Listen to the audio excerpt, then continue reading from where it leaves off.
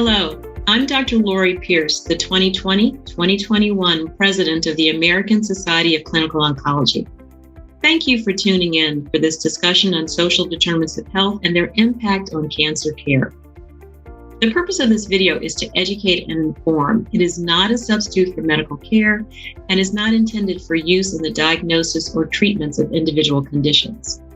Guests on this video express their own opinions, experiences, and conclusions. These discussions should not be construed as an ASCO position or endorsement. For this series on the social determinants of health, we invite guests with a wide range of views and perspectives. Some of these conversations may be provocative and some even uncomfortable, but ASCO is committed to advancing equitable cancer care for all individuals, every patient, every day, everywhere. I dedicated this vision to my term as ASCO president, and these conversations bring many voices to the table, voices that we need to hear to move forward and find solutions. We hope you learn new ways of thinking about these issues, and we invite you to join us in working toward a world in which every person with cancer, no matter where they live or what resources they have, receives high-quality, equitable cancer care. Thank you. Welcome to the 8th episode of the ASCO Social Determinants of Health series. I'm Dr. Narges Duma, and I'm the Associate Director of the Cancer Care Equity Program at the Dana-Farber Cancer Institute. With me is Dr. Danielle McCarthy, Associate Director for Research in the Center for Tobacco Research and Intervention at the University of Wisconsin-Madison. I also had the pleasure of having Dr. Erica Warner, Assistant Professor of Medicine from Harvard Medical School and Assistant Investigator from Massachusetts General Hospital. In this episode, we will discuss tobacco cessation as a modifiable risk factor and how clinicians can respectfully engage with their patients on this topic. I would like to thank Dr. McCarthy and Dr. Warner for being here today. Thank you. My pleasure. Moving forward, we address Dr. McCarthy and Dr. Warner by their first name. We are colleagues and friends, and this is a friendly conversation about a very important subject. So we're going to start with a few questions, and they're going to give us their great, insightful comments. First, we want to speak about the stigma with tobacco use. There's a lot of stigma associated with tobacco use and subsequently with lung cancer. This affects all patients, but it can be worse in some communities versus others. Dr. Warner, can you speak to us about this stigma with tobacco? Yes, certainly. I think, stigma is a really important issue, and I'm doing some work around this right now with cancer patients. I think that anti-smoking campaigns have been amazingly effective, really, at spreading the message that smoking is associated with a long list of negative health outcomes. I think the most well-known being the link with lung cancer risk. And over time, as smoking rates have declined in the United States, well, focus is mainly on the United States, but I think some of these comments are relevant for other places. As smoking rates have declined, you've seen that the populations that continue to have the highest rates of smoking are largely lower socioeconomic populations in the US now, right? And so I think this combination of the sense that messaging has told us that smoking is quote unquote bad, that marginalized populations tend to have higher smoking rates currently, coupled with this idea that smoking is just a poor choice, a bad decision that any given individual is making, leads to smoking and ultimately people who smoke being stigmatized in our society today. And I think, there's a lot that we can do to try and combat this, but really focusing on this idea that smoking is a poor personal choice that someone is making. We know that there has been lots of advertising that has been targeted at specific communities to try and get them to smoke. And even now that we're not allowed to have smoking advertisements on TV and on billboards in the way that they used to be, there are still many ways in which these communities are being targeted, as well as recognizing that smoking is an addiction. So there are plenty of people who smoke who recognize that it can have bad consequences for their health. They don't wish to continue to smoke, but are struggling for smoking cessation. And so I think that really all of us, and as we'll talk later about providers, need to approach smoking and individuals who smoke with more empathy. And connected to that question, we have seen marketing that is targeted to certain populations.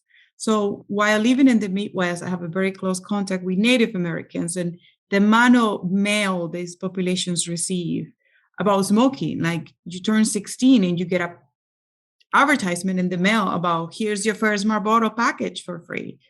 So, and this can be for the two of you.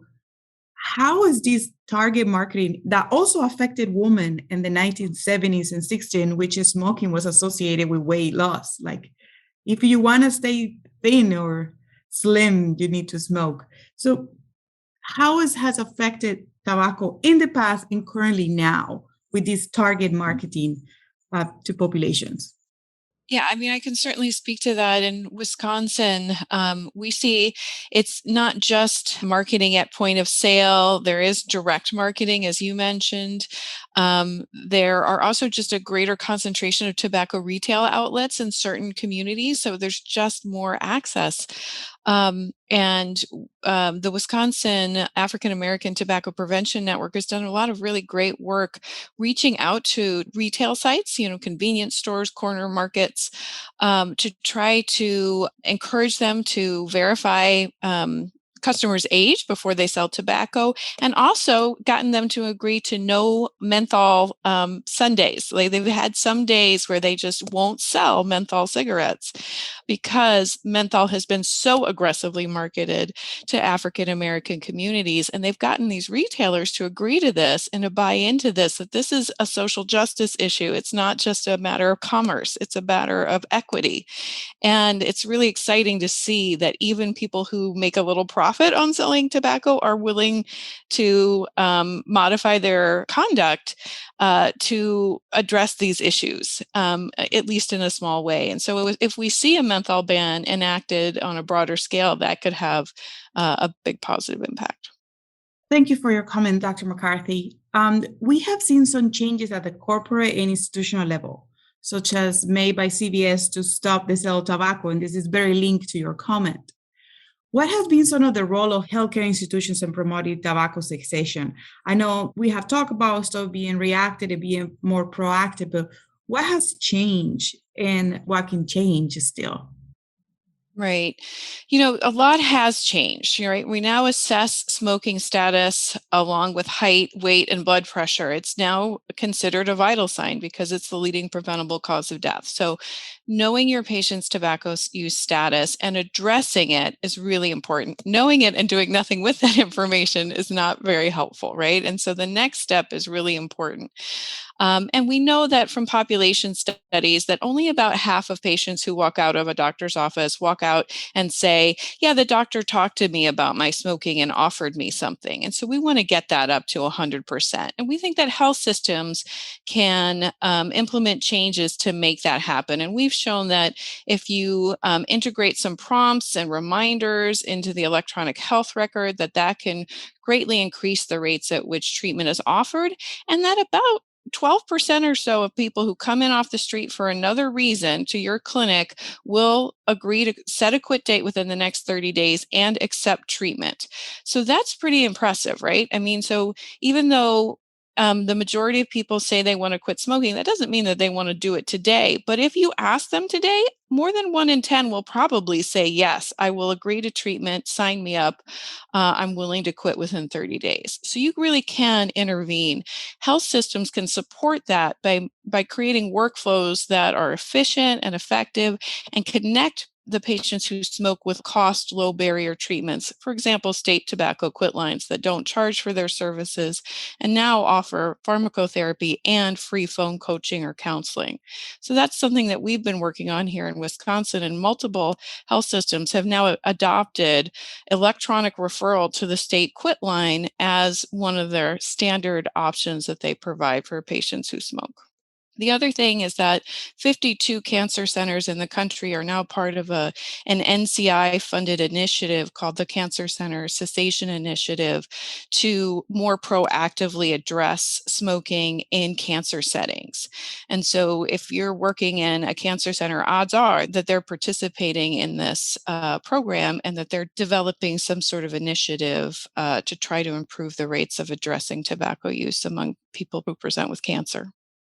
And the follow-up question, which is a little bit out of script, is have we seen differences in smoking cessation counseling across racial ethnic groups and across gender? And you can expand a little bit more on this, Dr. McCarthy, if you would like. Yeah, sadly, we have. And even though we see that motivation to quit is higher among minoritized racial groups in the US, and that more quit attempts are actually made among minoritized groups than among white people who smoke, that the rates of achieving cessation are historically lower. What I think is really exciting about these proactive system changes is we actually have seen higher uptake of treatment among African American patients, among Hispanic patients, in some models, not all models. And especially high uptake among Medicaid eligible patients, where smoking rates can be as high as 30% compared to about 14% in the general population. So where there is great need, there's also great interest in treatment and great receptivity to treatment. And I think that's incredibly exciting and encouraging, that maybe if we were to universally offer cessation treatment, we would see that the treatments we're getting where they have not gotten before. If you just wait for a patient to bring it up, it's not going to be the patient who has the greatest economic stress, greatest social stress, who's going to say, you know, what's on the top of my agenda today is quitting smoking. It's going to be the most resourced patients who do that. And so if you want to address these inequities, I think you have to bring it to the patient where they are. And I think that's what's exciting about these system changes. So far, what we've seen is that they seem to enhance equity rather than exacerbate disparities. I think that's such an important point. And I think it, resonates across like all of our health equity work, is that if you leave it up to the patient or the provider that has to, at each point of interaction, make the decision about whether or not to offer something, whether or not to ask for something, that's when disparities creep in. And so, we have to make it automated. We have to make it standard of care. And that's a very important point. And to our listeners, there is, preconceptions that certain populations will not be interested, when in fact the data has showed the opposite. There are several psychosocial aspects associated with smoking. It is an addiction, and I think providers should consider that. And this question goes to our guests. How can our understanding of these psychosocial aspects help providers and their conversations about cessation with patients? And now we start with Danielle. Yeah, I mean, it is an addiction. It is a powerful addiction. Untreated, the relapse rates are higher than 90%. It is a relapsing and remitting chronic condition. And there are neuroplastic changes that happen with just a few exposures to nicotine that can be long lasting. Now, some of those can be reversed by quitting, but they take a long time. The other thing that is really tricky about tobacco that led us to be confused about whether it was addicting or not for a while is it's not as frankly intoxicating as some other substances. So you don't see a clear intoxication. And the withdrawal symptoms are marked primarily by two things: negative mood and craving. And it's not, you don't see the same kind of withdrawal that you see with opioids or, even alcohol. And so for a long time, we thought, well, this is just a habit. It is not a habit. There are neuroplastic changes that we know happen and that make it really challenging to quit. And we're asking people to quit in environments in which tobacco is incredibly easy to access. It's still fairly cheap, even considering taxes and price increases. And it's available in the grocery store, the pharmacy, and at every gas station. So it is just embedded in the environment in a way that makes a reliance on willpower and self-control, not a great way to go. And so that's why we really advocate for pharmacotherapy to help manage the withdrawal and give the self-control a chance to win in this environment that's really challenging to quit.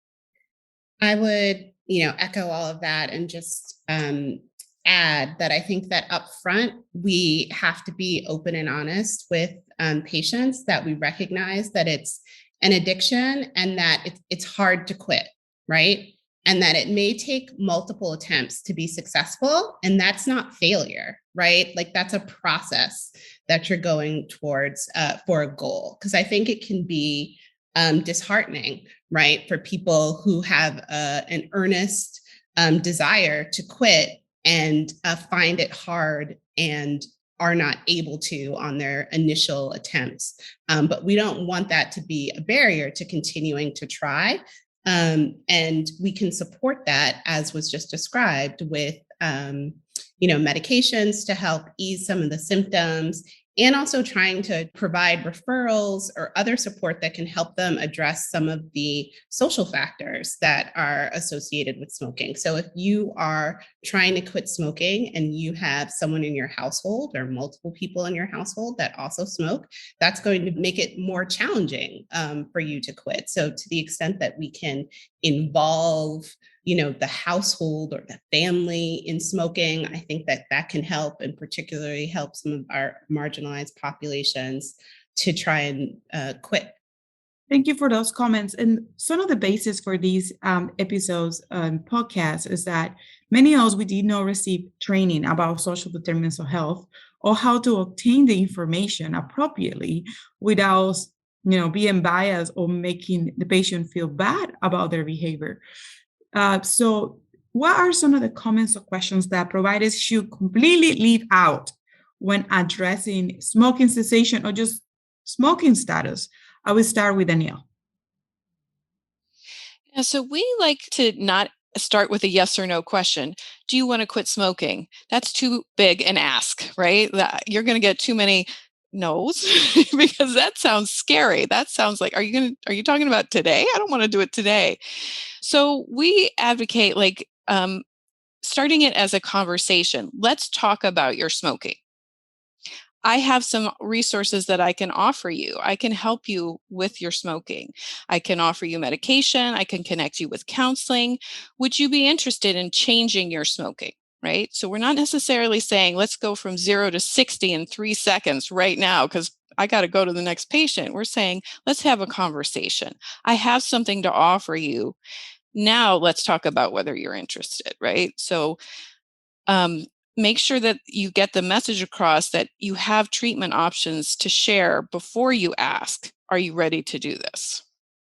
And sometimes even offer treatment with people who are just willing to cut down, right? You can offer treatment to people who are willing to try treatment, even if they're not sure they're ready to quit. That is where we're going with this, with treatment, is to say, you don't have to know that I'm setting a quit date on October 1st, and that's definitely when I'm going to quit smoking. You could start treatment and see how it goes, and then make a decision about whether you're able to go to 0 or whether you just want to cut down by half. Eric, which other comments or questions do you think our providers should leave out when addressing smoking and smoking cessation?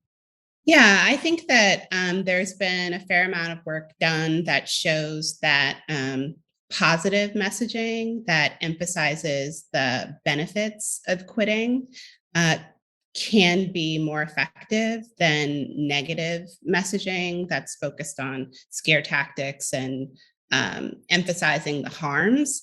I think many people are well aware of the potential harms of smoking, but I think emphasizing that quitting, sort of no matter where you are in your experience of quitting, no matter where you are in your cancer journey, for example, among individuals diagnosed with cancer, that there are benefits to quitting. And that, again, we have ways in which we can help support you with medication, with counseling, with other supports that can facilitate this for you.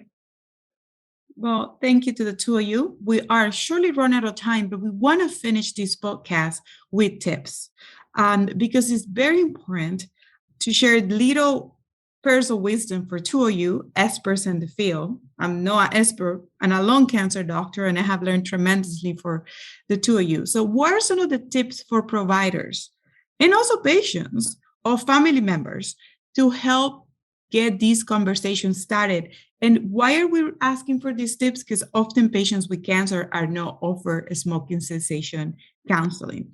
So Danielle, what is one or two tips that you would recommend for a provider to get that conversation started? Yeah, so I would refer people to the National Cancer Center Network Smoking Cessation Guideline, which provides really helpful algorithms, right? So what do I do if my patient tells me they quit 2 days ago, right? So that doesn't mean that they're quit for life, right? So what do I do with that? What do I do with someone who's willing to quit within 30 days versus who isn't? And it has a great list of resources and treatment recommendations. These are the pharmacotherapies that are recommended as a first line, and here are some special considerations for people who are on chemotherapy, et cetera. It's a really great resource. And also know that there are tobacco quit lines in every state. Every state has a free tobacco quit line available, and that can offer coaching, which can be a great adjunct to the pharmacotherapy that you might provide. Erica, a few tips for our listeners? I don't know that I have that much more to add than what we've said this far. I would just emphasize this idea of approaching conversations with empathy. I think that, we just did some focus groups around women smokers and lung cancer screening, and we asked them about their interactions with providers around smoking. And many of them described a kind of adversarial interaction where they felt like, the provider was just mainly focused on the fact that they smoked and that was bad and they should quit, and they couldn't really get past that. And I think that's a barrier. It makes patients shut down. I think providers feel uncomfortable if a conversation is approached that way, and it doesn't end up being useful, I think, for either party. And so, again, I think some of the tips we've shared around empathy, around acknowledging that it's challenging, around making it a conversation about a process as opposed to a one time, let's do it now kind of thing, would all be very helpful. Well, thank you for those tips. To our listeners, it's important that we know that we're not doing a good job while addressing smoking cessation with our patients with cancer. We all can do a better job. And it's important to practice empathy, like Erica mentioned, and also to avoid yes and no questions, like Danielle mentioned. Come from a place of cultural humility because it's an addiction more than a choice. So thank you for joining us for this episode of the Social Determinants of Health at ASCO. To keep up with the latest episodes, please click subscribe. Let us know what you think about the series by emailing us to professionaldevelopment@asco.org. Thank you, everyone.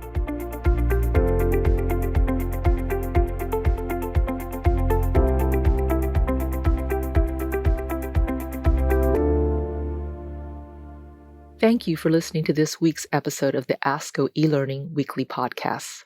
To make us part of your weekly routine, click subscribe. Let us know what you think by leaving a review. For more information, visit the Comprehensive eLearning Center at elearning.asco.org.